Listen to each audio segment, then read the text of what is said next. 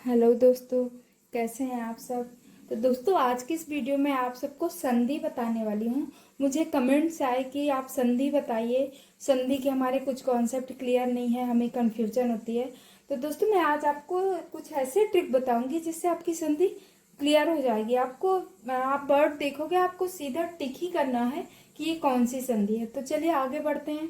हम आज पढ़ेंगे संधि। देखिए, संधि संधि का मतलब क्या है? मेल। मेल या बोलेंगे संधि का मतलब है ध्वनियों का मेल। संधि का मतलब है ध्वनियों का परस्पर मेल। ध्वनियों का परस्पर मेल क्या है? संधि है। या हम ये भी कह सकते हैं कि दो निकटवर्ती वर्णों के परस्पर मेल से जो विकार या परिवर्तन होता है, हम उसे भी संधि कहते हैं। अब हम सोचेंगे कि वर्ण क्या है, तो मैंने आपको पिछले वीडियो में बताया है कि वर्ण क्या है। मुख से निकलने वाली लघुत्तम ध्वनि, जो हमारे मुंह से निकलती है, सबसे छोटी ध्वनि, वो क्या कहलाती है? वर्ण। तो संधि आप समझ गए, संधि किसे कहते हैं? ध्वनियों के मेल से जो शब्द बनता है उसको हम संधि कहते हैं। अब चलिए हम देखते हैं संधि के प्रकार। संधि के प्रकार हम देखेंगे। देखिए, संधि के प्रकार हैं, कई प्रकार हैं जो हमें आज क्लियर करना है। हमें इतना तो पता है कि संधि 3 प्रकार की होती है, लेकिन उसके अंदर और भी होते हैं। यड़ संधि होती है, आयादि संधि होती है, दीर्घ संधि होती है, गुण संधि होती है, वृद्धि संधि होती है। तो हमारा अभी क्लियर नहीं है कि हम कौन कौन सी संधि है, ये कौन सी संधि है। उसके लिए मैं एक कॉन्सेप्ट बताऊंगी, ट्रिक बताऊंगी कुछ, जिससे आपको होप समझ में आएगा। तो पहले हम देखते हैं संधि के प्रकार। तो संधि के 3 प्रकार हैं। कौन कौन से हैं संधि के 3 प्रकार? स्वर संधि, व्यंजन संधि और विसर्ग संधि। स्वर संधि, व्यंजन संधि और विसर्ग संधि। तो दोस्तों, मैं आज आपको स्वर संधि का डिटेल बताऊंगी। फिर बाकी हम दो नेक्स्ट वीडियो में देखेंगे, 2 वीडियो और बनाऊंगी, व्यंजन संधि का अलग, विसर्ग संधि का अलग। बिकॉज आप लोगों को मैं कुछ ट्रिक दूंगी जिसके लिए वीडियो लंबी बननी है, तो इसलिए मैं आप लोगों को सिर्फ आज स्वर संधि बताऊंगी। और आपको मैं एमसीक्यू भी दूंगी जो आप करोगे, और आपको उसके लिए आपको एग्जाम देना पड़ेगा। वो मेरा वीडियो देख के आपको टिक करना पड़ेगा, इससे आपका कॉन्सेप्ट और क्लियर हो जाएगा। मैं आज स्वर संधि पढ़ा रही हूँ, मैं उसका एक एमसीक्यू भी बनाऊंगी जो आपको अटेंड करना है। होप आपको पूरी तरह से अच्छी तरह से समझ में आ जाएगा। तो चलिए आज हम स्वर संधि का डिटेल जानेंगे। स्वर संधि में क्या है, कितने प्रकार हैं स्वर संधि के, चलिए आज हम देखते हैं स्वर संधि। तो देखिए, स्वर संधि क्या? स्वर संधि हम किसे बोलेंगे? दो स्वरों के मेल से जो विकार उत्पन्न होते हैं उसे हम स्वर संधि कहते हैं। दो स्वरों के मेल से जो विकार उत्पन्न होते हैं उसे हम स्वर संधि कहते हैं। अब स्वर संधि के प्रकार देखिए। स्वर संधि के 5 प्रकार हैं। पहला है दीर्घ स्वर संधि। दीर्घ स्वर संधि। दूसरा है गुण स्वर संधि। गुण संधि, सॉरी, गुण संधि। तीसरा है यड़ संधि। और चौथा है आयादि संधि। और फिफ्थ है वृद्धि संधि। फिफ्थ है वृद्धि संधि। देखिए, आपको आता है एग्जाम में, यही आता है कि आपको इसमें संधि पहचानना है। हम स्वर संधि तो जानते हैं, हम व्यंजन संधि जानते हैं, हम उपसर्ग संधि जानते हैं, लेकिन हम दीर्घ स्वर संधि नहीं जानते, हम गुण संधि नहीं जानते, हम यड़ संधि नहीं जानते, आयादि संधि नहीं जानते, वृद्धि संधि नहीं जानते। तो इसके कुछ ट्रिक दूंगी मैं आपको, जिससे आपका क्लियर हो जाएगा। आप एक बार में जानोगे कि ये कौन सी संधि है। तो चलिए पहले मैं बताती हूँ आपको। मैं आपको सीक्वेंस से नहीं बताऊंगी, मैं पहले आपको बता रही हूँ गुण संधि। चलिए मैं बता रही हूँ गुण संधि क्या है। अब गुण संधि आप क्या जानोगे क्या है? तो जिस शब्द के अंत में ए, ओ और आर, ए, ओ और अर आए। चलिए एग्जाम्पल देखेंगे। तो लास्ट का हमें देखना है। देखो, आप ये बस देख लो किस शब्द के अंत में ए है, ओ है, अर है, जान जाओ वो गुण संधि है। कुछ भी नहीं देखना है हमें, सिर्फ वर्ड का लास्ट वर्ड देखना है क्या इसमें, वो गुण संधि। सीधा टिक मारोगे फुल मार्क्स, गुण संधि है। जैसे एग्जाम्पल कुछ वर्ड्स देखिए गुण संधि के, जैसे मैंने लिया नरेंद्र, नरेंद्र, नरेंद्र, सुरेंद्र, पुष्पेंद्र, सत्येंद्र, कुछ भी लीजिए, नरेंद्र, सुरेंद्र। ओके, फिर ओ का ले लेते हैं हम, परोपकार, हितोपदेश। देखिए, ठीक है। अर के लिए भी मैं कॉन्सेप्ट आपका क्लियर कर दूंगी। महर्षि, महर्षि, देखिए महर्षि है देवर्षि। अब देखिए कैसे हम जानेंगे गुण संधि है। मैंने क्या कहा, ये तीन चीज दिमाग में बैठा लो, ए ओ अर। जिस शब्द में ए हो, ओ हो, अर हो, वो क्या है, गुण संधि है। वो गुण संधि के अलावा कोई संधि नहीं हो सकती। जैसे यहाँ क्या है, ए नरेंद्र, ए सुरेंद्र, ओ परोपकार, ओ हितोपदेश, ओ ये क्या है, गुण संधि। अर महर्षि, अर देवर्षि, अर। तो जान जाओ इसके बहुत सारे शब्द हैं, आप इसको नोट कर लो। जिन शब्दों के अंत में ए ओ अर आए वो क्या है, गुण संधि। मैं आपको इन सब का एमसीक्यू भी दूंगी, आपको करना है तभी आपका क्लियर होगा।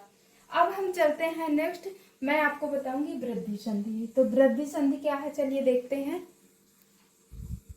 तो देखिए मैंने आपको गुण संधि बता दिया कि जिस शब्द के अंत में ए ओ अर, जिस शब्द में ए ओ और अर आए वो क्या कहलाता है, गुण संधि। ए की मात्रा हो, जरूरी नहीं लास्ट में हो, ए की मात्रा हो, ओ की मात्रा हो और अर की मात्रा हो, तो वो क्या है, और कुछ भी नहीं, वो सिर्फ और सिर्फ गुण संधि है। ठीक है। अब दूसरा मैं आपको बता रही हूँ वृद्धि संधि।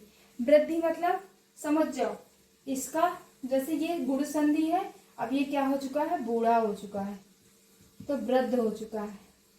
मतलब इसमें ए की जगह ये बूढ़ा होके बड़ा हो गया तो आय हो जाएगा, और ये ओ क्या हो जाएगा, औ हो जाएगा। और इसमें अर को भूल जाओ, इसमें अर नहीं होता।